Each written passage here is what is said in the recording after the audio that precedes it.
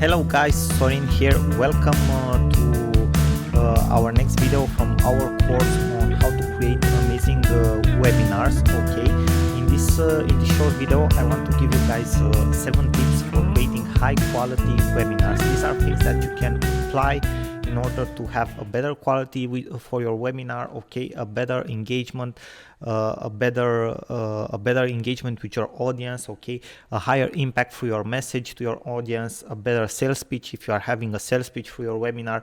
So these are things that are applicable in general for your webinars in order for them to be to have a bigger quality, a higher quality. Okay. So let's dive into these actual 7 tips that I've written here for you, so you can apply them for your webinars. The first one would be to keep your audience interested in and interact with your following before the webinar. What does that mean? Well, if you probably have if you are holding a webinar, obviously you already have an audience, okay, or a following, or you are building one. So there are different methods to do that. Okay, maybe you are having an email list, okay, of your customers, of your audience.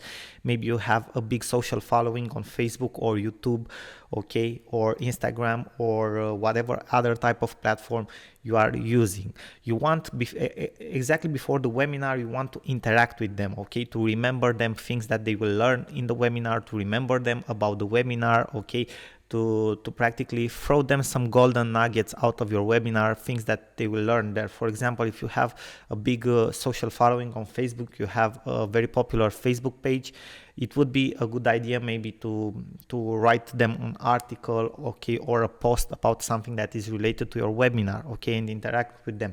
And with a couple of days before the webinar, start to remind them that you will have a webinar. Okay, so this is an example, but for example, if you are on YouTube and have a social following on YouTube, you can create videos about things that they will learn in the webinar. Okay, some very even more unspecific tips about what they will learn there than the things that they will learn in the webinar. Okay.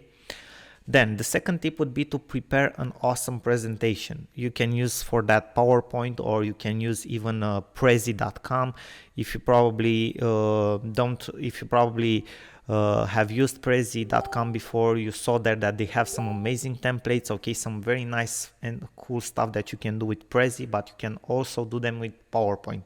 Whichever you choose, you can practically create an amazing job, an amazing presentation. The idea is to practically use the same colors in your presentation, okay, to make them interactive.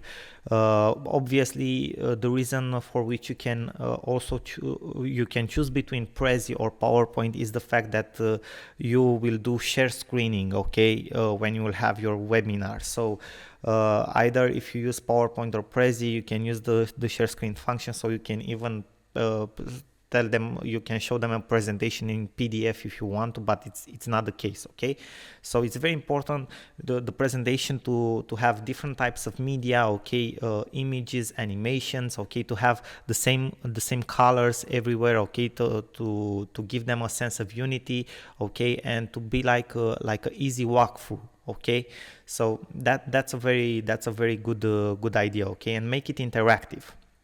Now, the third tip would be to have an awesome host or speaker on your webinar.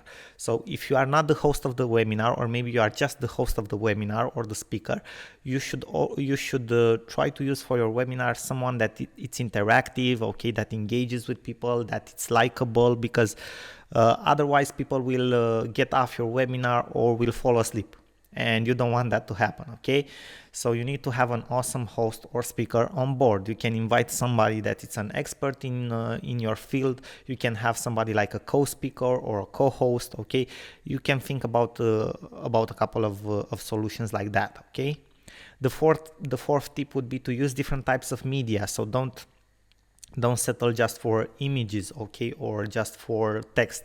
Use video, use slides, use screen sharing, in the idea that you are practically showing some practical steps to your audience. Okay, maybe you want to show them how to create a Facebook ad campaign or something like that. Okay, you practically do that live. Okay, you enter on your Facebook page, you set up a Facebook campaign and things like that.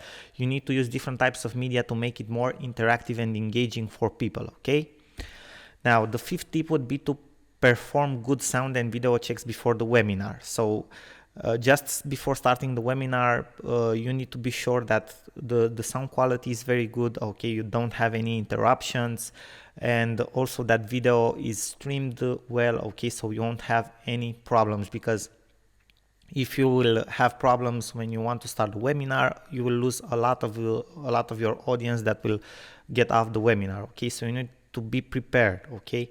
Good preparation makes it even a better webinar, okay.